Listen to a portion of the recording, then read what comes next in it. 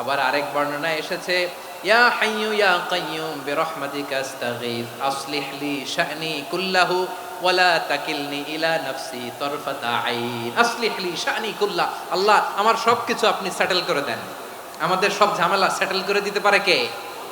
আমরা তো সেটেলমেন্টের জন্য ওই এসপি সাহেবের কাছে যাই, ডিসি সাহেবের কাছে যাই, অমুক ভাইয়ের কাছে যাই, তমুক ভাইয়ের কাছে যাই। এই দোয়া পড়লে আরশের উপর থেকে আপনার ম্যাটার সেটেল করে দিবে কে? তাহলে পড়বেন ইয়া হাইয়ু, এ চিরঞ্জীব। হাইয়ু মানে চিরঞ্জীব, যিনি চিরকাল বেঁচে থাকবেন, মরবেন না। আল্লাহ মরবেন? তার কোনো লয় আছে? ক্ষয় আছে?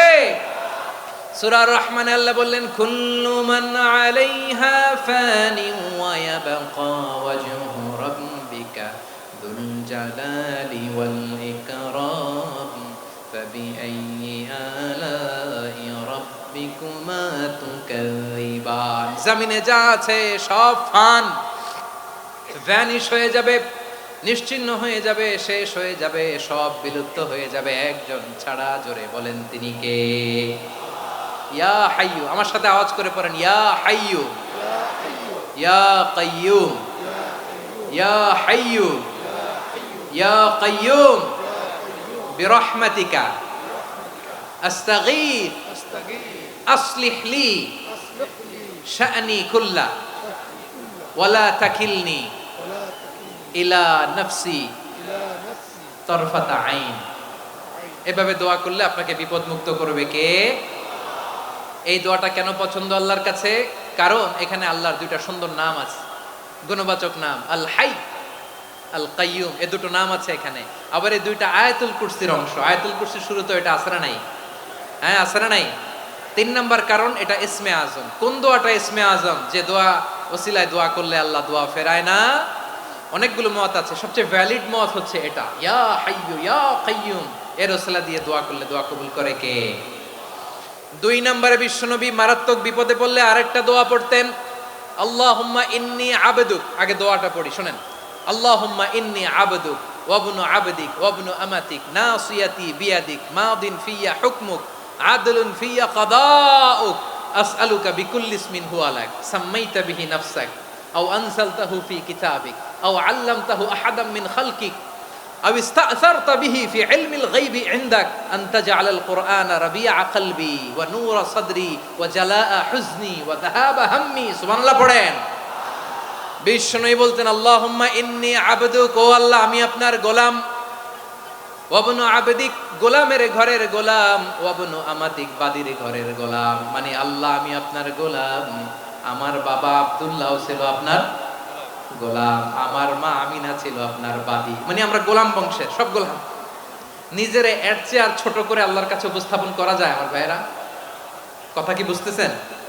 নিজেকে এর চাইতে ছোট, নগণ্য আর তুচ্ছ করে আল্লাহর সাথে প্রেজেন্ট করা যায়?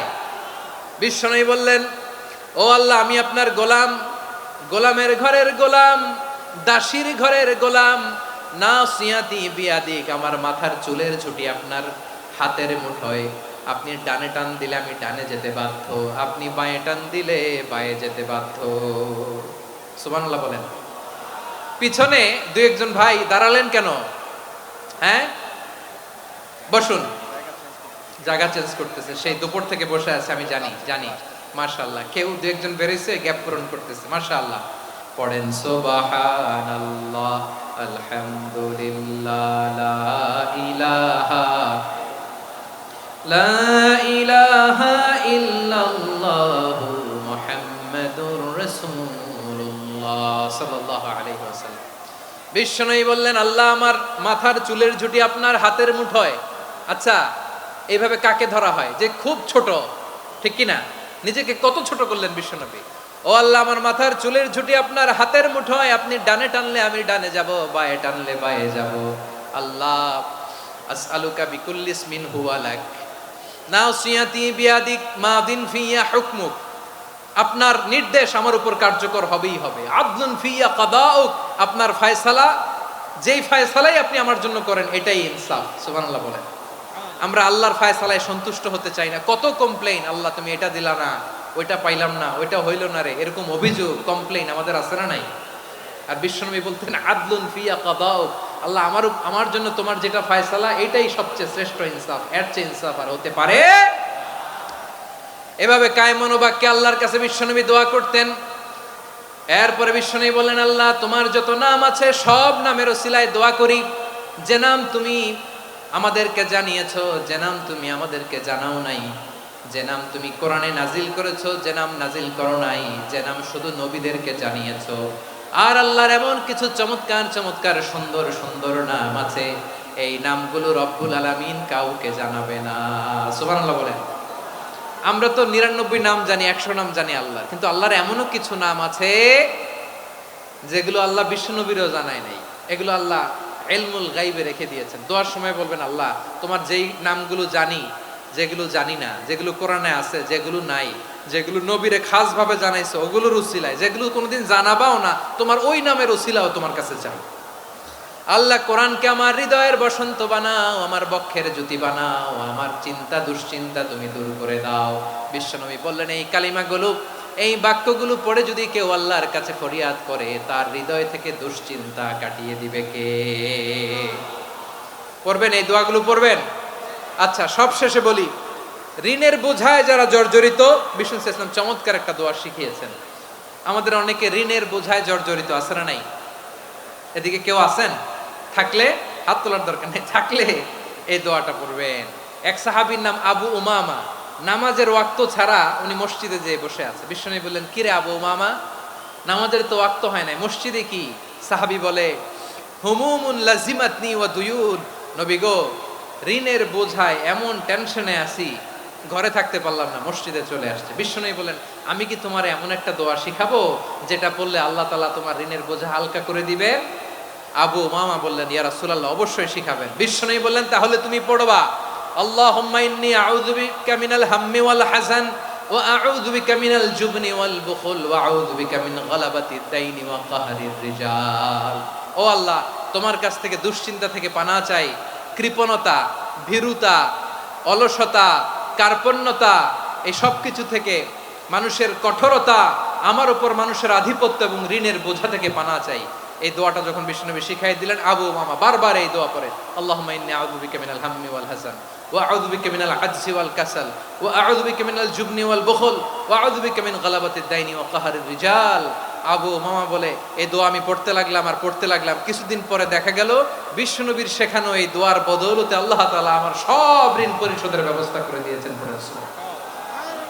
পড়বেন পড়বেন।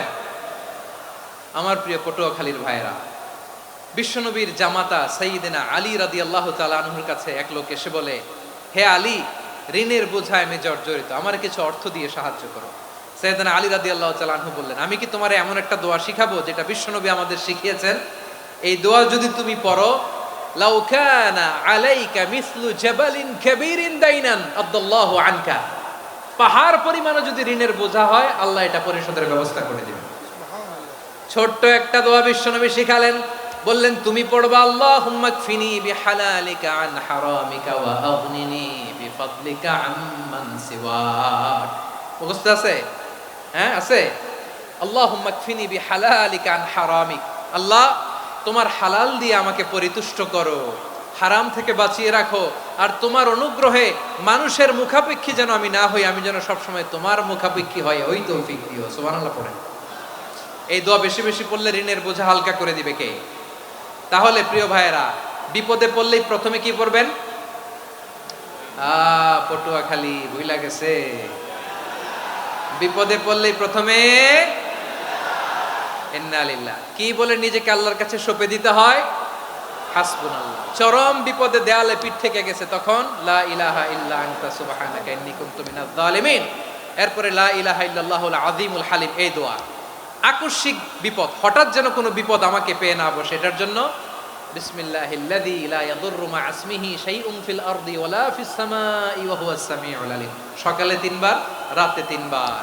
আর মারাত্মক tension, hyper tension, anxiety, depression থেকে বাঁচার জন্য 2 দোয়া, ইয়া হাইয়্যু ইয়া কাইয়্যুম, ইয়া হাইয়্যু ইয়া কাইয়্যুম, মনে থাকবে? আর আল্লাহুম্মা ইন্নী আবদুক, এই দোয়া। ঋণ থেকে বাঁচার জন্য 2 দোয়া, আল্লাহুম্মা ইন্নী আউযু বিকা মিনাল হাম্মি ওয়াল হাযান, এটা। আর আল্লাহুম্মা কফিনি বিহালালিকা আন হারামিকা ওয়া আগনিনি বিফাদলিকা আম্মান সিওয়াক।